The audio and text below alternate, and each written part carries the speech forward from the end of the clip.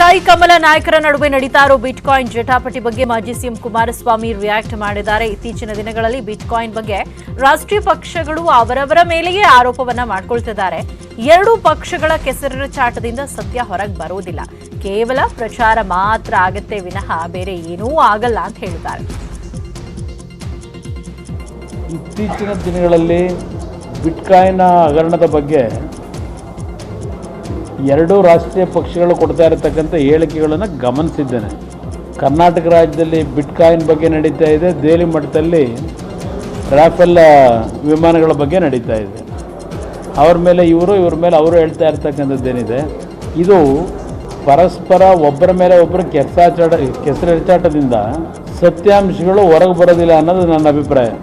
ಇಂಥ ಒಂದು ಪ್ರಕರಣಗಳಲ್ಲಿ ಪ್ರಾರಂಭಿಕ ಹಂತದಲ್ಲಿ ಒಂದು ಪ್ರಚಾರಕ್ಕೋಸ್ಕರವಾಗಿ ಇಂಥ ವಿಷಯಗಳ ಬಗ್ಗೆ ಚರ್ಚೆ ಮಾಡಿ ಮತ್ತೆ ಮರೀತಕ್ಕಂಥದ್ದೇನಿದೆ ಅದು ಆಗಬಾರ್ದು ಅಂತಕ್ಕಂಥದ್ದು ನಾನು ಹೇಳಿಕ್ಕೆ ಬಯಸ್ತೀನಿ. ಪರಪ್ಪನ ಅಗ್ರಹಾರ ಜೈಲು ಸೇರಿದ